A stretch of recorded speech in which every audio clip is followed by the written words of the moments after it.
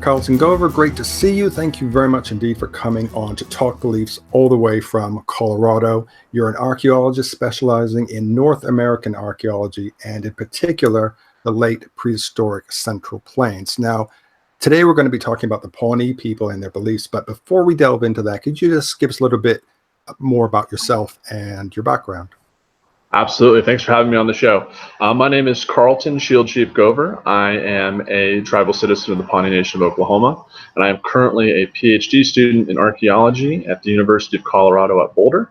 I did my master's work at the University of Wyoming, and I got my undergrad from Radford University in southwestern Virginia. So, as you alluded to, my work is in the Central Plains, so we're talking about primarily Nebraska and Kansas, but I also look into periphery areas, eastern Colorado and Wyoming, South Dakota, and just along the Missouri River. And my area of focus is on northern Caddoan-speaking peoples, which are made up of the Arikara, the Pawnee, and the Wichita. The names for themselves, the Pawnee call themselves the Chediks, which means men of men. The Arikara call themselves the Sanish. And the Wichita, it is really hard to pronounce because there's actually like a question mark in the spelling, but I believe it's the Krikaris. And I'm sure if there's any Wichita-speaking person who watches the show, they can correct me. But so those, and I primarily study the Pawnee, but my archaeological work is on what's called the Central Plains tradition from 900 AD to 1450. Following that, initial coalescent variant, and then lower loop, which is what we know as historic Pawnee or prehistoric Pawnee archaeology. Carlton, let's make a start by talking about the Pawnee tribe and how they differ from other North American tribes in terms of their rituals and beliefs. The beliefs of other tribes are basically earth-based, but the Pawnee are different, isn't that right? That's correct. So many tribes, and just to clarify, there's over 560 federally recognized tribes in the United States, and there's also more which are only state recognized. So many tribes, I can't give you a definitive percentage, are mostly earth-based religions. Pawnee, on the other hand, we are a star-based or cosmological-based religious system. So a lot of our traditional religious views stem from astronomic events and occurrences. So for instance, the way traditional Pawnees viewed the first man and woman who came to the earth was that morning star, which is a masculine deity, overcame many obstacles and challenges to consummate with evening star, who is a female deity, and they had the first girl. And then the sun and the moon they consummated and had the first boy. And it's through those two unions that the first two Pawnee people were created. And it's actually a monotheistic religion as well, isn't it? Absolutely. So the Pawnee believe, and also many other tribes, they do believe in only one God. Most of the time it's translated to the creator. So there's always usually one God, and then there's a bunch of sub-deities. And if you were to equate them with Christian beliefs, you could see these sub-deities almost like angels that act on behalf of the creator. A lot of stars in Pawnee mythology are some of these sub-deities, and also many principal animal spirits as well that act on behalf of the creator, and that the expressions of all life on earth are expressions of the creator as well, that reflect different aspects of our one God. Right, and you've spoken about before something to do with the peace pipe ceremony, the way it moves around the circle when they're sitting in the circle. Yes. So many Plains tribes and other tribes in general, but it's very prominent of the Plains to my knowledge, speaking on behalf of the Pawnee and some of our neighbors like the Sioux, Cheyenne, Arapaho, Ponca, and others. Pipe ceremonies are very intrinsic to our culture and how we conduct religious practice. In Lakota, pipe ceremonies, the pipe always moves in a clockwise fashion. I'm not sure what the reasoning behind that is. I'm still looking into that. But in Pawnee pipe ceremonies, I've heard two different versions. One from a personal one. My father always told me pipe ceremonies, at least in a subdivision of the Pawnee, which I belong to, the Skeety Pawnee, they go counterclockwise. But in other rituals, the pipe goes clockwise. So it's literally when they're sitting in a circle, they pass it to the next person, and it's, as you say, clockwise or counterclockwise. Exactly. So it might just be a variation in how the different groups which make up the Pawnee do it. I'm not quite sure. Most of the literature that I look at, there's some decent anthropological work that's been done in the 19th century as well as the 20th century. So if people want to investigate it, I highly recommend work by George Hyde, and Gene Weltfish. Those are two of our principal ones. And also George Dorsey. And there's a really good summary volumes by Roger Echohawk. And he's kind of coalesced all these different narratives into one 3-volume set, which really synthesizes a lot of what some of these earlier authors had talked about. I'm wondering, when you talk about that, because I know that if you sit long enough and look up at the stars, which obviously this tribe did, you would see that it does rotate. I mean, does that have anything to do with their choice of clockwise or counterclockwise? Possibly. I have heard, now this is not from academic circles, that other tribes that go clockwise, which have earth-based religions, do so because that is the way the earth rotates on its axis. And counterclockwise is the way the earth revolves around the sun. And these are astronomical events that you can pick up on without having like complicated science. If you have a deep understanding of the night sky, you can figure this out. So it's not implausible for ancient peoples without Western science to realize the Earth's movements on its own axis as well as how it revolves around the sun. Wow, so interesting. Now, there is something else very interesting, is a story about how the Pawnee were carrying out human sacrifice for many, many years, but then through what could only be called critical thinking, they decided to give it up. So can you tell us that story? Absolutely. I can give you a really easy general overview, and the details in this story kind of vary. And once again, if anyone's interested in this, I highly recommend them to the volumes that I had mentioned earlier. So just a little bit more background. The Pawnee are made up of 4 distinct bands. The Skeety Pawnee, which is what I am a part of, were the ones who principally engaged in the morning star sacrifice ceremony. The other 3 bands, which we call the South bands, I'm not entirely sure whether they engaged in this practice or not. I've heard some sources talk about it, but it's overwhelmingly accepted that the Skeety were the principal conductees of this ceremony. And what this is actually relates to what I had discussed earlier about the union of the morning star and the evening star. And as I said, in order to consummate with the evening star, morning star had to go through a bunch of different trials and challenges in order to consummate with evening star. And as kind of reciprocation for creating one of the first people, the morning star basically demanded this sacrifice to him. So it was a sacrifice to him in order to ensure the continuity of people on the earth. There actually is we've heard some sources that there was also an evening star sacrifice, but we're not quite sure as to how intrinsic it was. We've heard whispers of it within the tribe, and also in some sources they talked about it, but it's definitely not, hasn't been seriously investigated. But with the morning star sacrifice, a female captive was captured from a neighboring tribe. It wasn't a Pawnee individual. Right. It was principally an enemy tribe, and the Pawnee had a lot of those. So like the Lakota, the Cheyenne, the Arapaho, and Comanches, and others. And the way that this ceremony would take place is it wasn't annual. It didn't happen with regularity. 2 things had to happen. One, Pawnee brave or Pawnee man would have to have a dream of the sacrifice. And then 2, when they woke up in the morning, they would have to see the morning star present in the early dawn sky. So those two things needed to coincide in order for this ceremony to believe to have taken place. And then when individual had that vision and saw the morning star, they would consult with some of the prominent religious individuals within the village.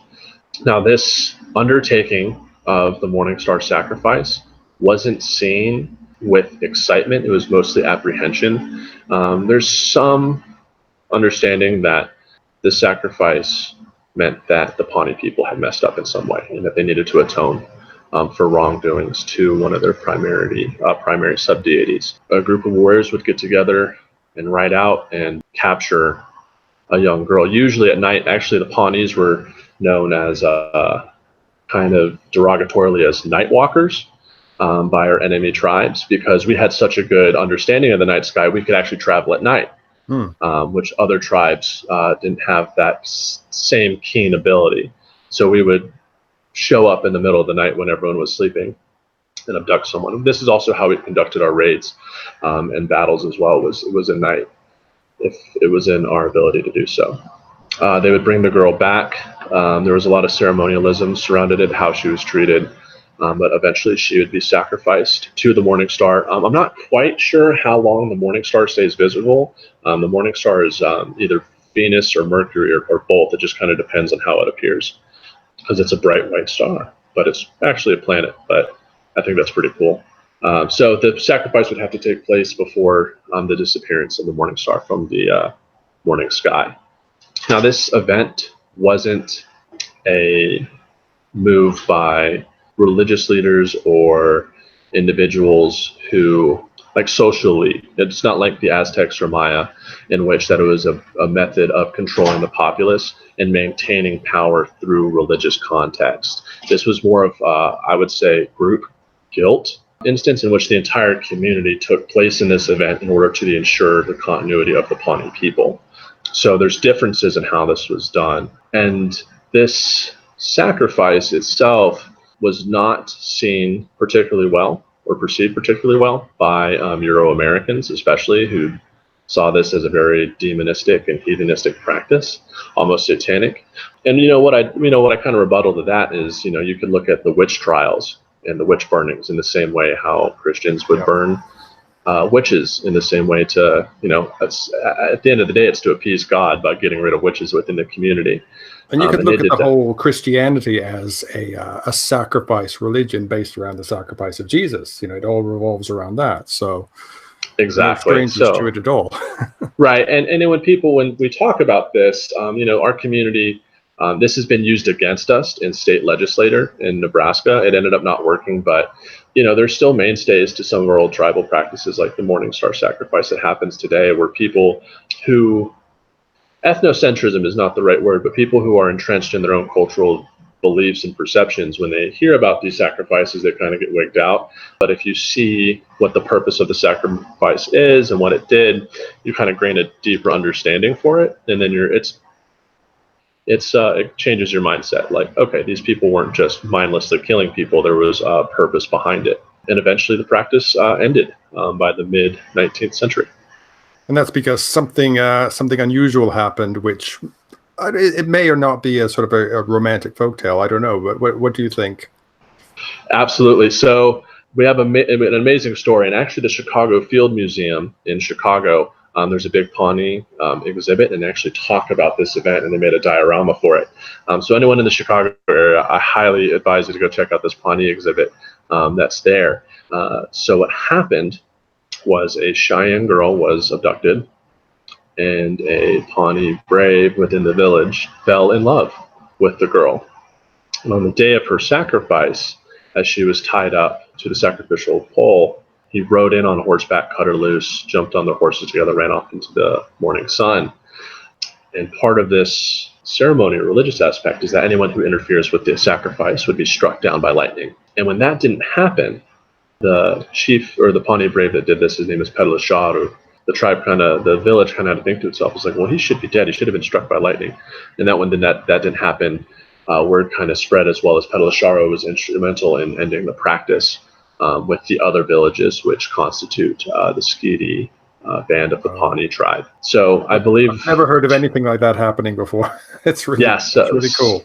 Exactly. I believe the practice might have happened 2 or 3 more times, but just kind of ended. And it wasn't really through outside Christian influence. It was more of kind of inherent tribal correction rather than being forced to end this unwillingly. It's just kind of because of that event, the tribe kind of took care of it itself. Like, hey, we might have been mistaken in this aspect of our religion. America, of course, was the sole realm of the indigenous peoples until the Europeans came, bringing Christianity with them. So talk a bit about how the Christianization of the land affected the Pawnee and other tribes, and how in some cases an affinity was found with the Christian religion. So the Pawnees primarily resisted Christianity up until the 1890s. So there were still, we moved on to the reservations in the late 19th century. We had parishes set up and other churches to try to convert, but the Pawnees really resisted Christianity until, the early 20th century, really. And it was just a couple members at first, but it really started taking off really in the 20th century when Christianity became the primary religious practice of the Pawnee people. The same could be said for the other tribes, especially Plains tribes. Forced Christianization really didn't work well. There was a big rebuttal with the ghost dance ceremony, which occurred in the late 19th century. So we're talking about like late 1880s, 1890s. And as a result of the intrusion of the ghost dance, and I'm not totally familiar with I know that the ghost dance came from a southern tribe. And basically the premise of the ghost dance was that if you did this dance, sang these songs, the buffalo would return, the ancestors would return and help remove Euro-Americans from the country and basically kind of bring things the way back that they were. And this really freaked out reservation systems. And, there were some horrible things that came out of it. So like the massacre at Wounded Knee, when the U.S. Cavalry just massacred Lakota women and children who were participating in this event. And the primary view of Christians towards American Indians and their practice was that heathenistic. I've seen a recent, I think it was a baptismal certificate in which they had the individual's name and then it had the individual's parents, and in parentheses it said heathens next to it, or heathen parents. So it's a very one-sided kind of relationship. To my knowledge, Pawnees didn't see Christianity as like inherently evil. They called it part of the white man's road. There's different paths, and that's the Christian path. So just like, they're separate, they do their own thing, leave us alone. But definitely Christians wanted to erase indigenous beliefs because they saw that as evil. And the medicine bundles they saw as evil things, didn't they? Yes. So medicine bundles are very sacred and religious objects to the Pawnee. The contents what are they exactly? So in case anyone doesn't know. Absolutely. So medicine bundles are basically, if you think of like a cloth bag made of different hides, and the contents vary. They're highly secretive. Only people who have access or in charge of the bundles know what's in them and know how to maintain them and how to keep them. So they're a very secretive religious item. The Pawnees, we had a lot of them. Each Skeety village had its own, and there was also different bundles for different religious practices and ceremonial times. So basically, if you were to think about it in terms of American holidays, you'd have a Thanksgiving bundle, you'd have a Christmas bundle, you'd have an Easter bundle. They all are intrinsic to a certain ceremony. When Christianity really took hold, some of these families who were charged with the protection and upkeep of these bundles, they would have family members who would sell these bundles or get rid of them because part of their Christian faith, they saw these as heathenistic. So oftentimes they would sell them. There's one family bundle in Kansas at Pawnee Earth Lodge Museum, I think it's called. I'm not sure how it got there. We can't get it back because it happened because of a private sale. And there's a number of bundles which are being held at the Chicago Field Museum. I think it's the museum in New York. I think it's the Museum of the American Indian or Natural History Museum in New York has a bunch as well. And thankfully, a law in the United States was passed called the Native American Graves and Repatriations Act, also NAGPRA, which is really the fruit of the American Indian Religious Freedom Act, which most people don't know that actually Indian religion was banned until very recently in the United States. I think it's like the 70s or 80s when basically indigenous peoples could practice their religion legally. The way the United States has treated indigenous ceremonies and religions here has been great. But NAGPRA actually allowed any sacred objects being held in federally funded institutions such as museums, they have to be returned. My family has a family bundle, which is actually kept at the Chicago Field Museum. It was given to them secretly by a member of my family who was heavily Christian. The rest of the family didn't know he had done this. And when the act was passed, my family got a phone call that we had our family's bundle being held in the Chicago Field Museum. The Chicago Field Museum has been actually pretty wonderful with its relationship with the Pawnee tribe. They've taken all of those items off a display. They're kept separately. Only we can visit them. And the tribe is currently working on getting them repatriated. We want to make sure we have a facility that handles them. And I'm also serve as a board member for the Pawnee Nation Museum. And one of our chief issues is having a new facility that can positively maintain these items when they're repatriated. And the Chicago Field Museum has an excellent Pawnee exhibit. There's a full-size Earth Lodge in there. It's a standalone exhibit that's there permanently. And we have a really good relationship with them, at least the tribe does. So we're really excited to get our bundles returned and bring them back to the tribe. And is there I think you called it the gambler myth about and how the Southwest group beliefs sort of tied in with the Christian God? Yes.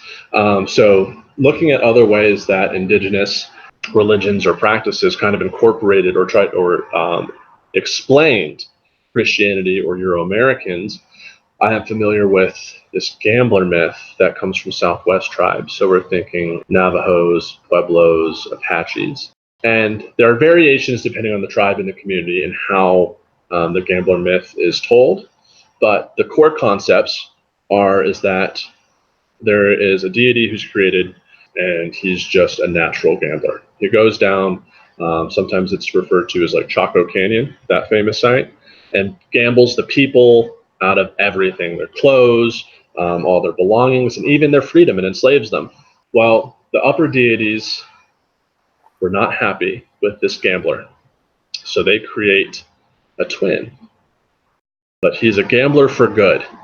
And he goes and gambles his evil gambler brother out of the people, basically restores the people's freedom, restores all their belongings, gives them everything back. And the people, once they're free, are understandably upset with the evil gambler and want to kill him. But his good gambler twin refuses and ties him to, in some stories, he ties him to an arrow and shoots him from a bow going south.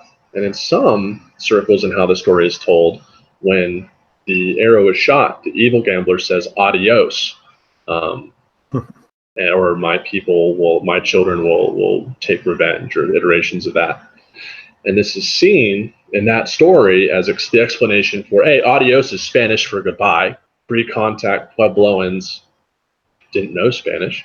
So fundamentally, at a strictly scholastic aspect, of course, this could be seen as explaining the emergence and the arrival of the Spanish, that once they came in contact, they incorporated them into this deeply entrenched myth. Now, that's just one way you could explain the adios aspect, or my children will come for revenge, and those children being the Spanish conquistadors. However, I don't want to assume the causality or the beliefs of other tribes. That is definitely not my place. But this is just something that has been talked about in academic circles, which I find is just absolutely fascinating. That stories will change to accommodate new knowledge, and I think that's absolutely beautiful. Yeah, that's wonderful. It's really interesting, all of this. And you're the primary host of the new A Life in Ruins podcast, along with David Howe, who I've interviewed recently about his work on the history of man's interaction with wolves. So I'll put links to those in the description below. So what can people expect from the Life in Ruins podcast? The Life in Ruins podcast. I'm the primary host. I have two co-hosts, Connor Yonan and David Inhiao, who you have said interviewed before on ethno-Scientology. Absolutely fantastic episode. And this podcast is through the Archaeology Podcast Network. As I'm speaking, our first episode has actually dropped, finally. And basically, it's just three friends. The three of us met at the University of Wyoming, where we did our master's work. Three young professionals in the field of anthropology, just interviewing other young professionals, but in a manner and tone that's far more digestible to the public than some upper echelon podcast that might just be really deeply entrenched in the vocabulary and the terms. It's basically like three kids or three young adults who are just getting into the field, just trying to figure out what everyone else is doing and having a good time talking about it. We talk about well-known concepts. We also like to talk about pseudo-archaeology, like ancient aliens, Bigfoot, Atlantis. And basically, it's just three good friends having their other friends in the field on for a chat to talk about some of the awesome work that they're doing, and also some of just the goofy stuff that comes out. That's great, because you download some of these if you have an interest in archaeology, and they come across some of the podcasts as a little bit too academic for your average person. So you're having fun with it, basically, is what you're saying. Absolutely. We're trying to keep it like really low key, just general, that anyone can listen to who might not have any real background in anthropology or archaeology. They can just pick up into it and enjoy it for what it is. And it's just three good friends talking with their other friends. And I like how you got the title "A Life in Ruins." I'm surprised no one got there before you with that title, because that's really good. So, well, actually, after we made the title, we found out there was a book. It was like the person's name and then colon "A Life in Ruins," and we're not affiliated with that book whatsoever. No. There's a bunch of disclaimers. We had no idea that book existed. That was just kind of a random coincidence. But yeah, we were very fortunate that no one has taken the name "A Life in Ruins" podcast. So yeah, let's put the links below. We'll be on Amazon, Google Play, Stitcher, and iTunes. So anywhere you get your podcasts is where you can find A Life in Ruins. Excellent. So all that's left to say is thank you, Carlton, and I hope that we can catch up with you again on Talk Beliefs in the very Absolutely. near future. I'd be happy to come back on. Excellent. Carlton, thank you very much. Thank you.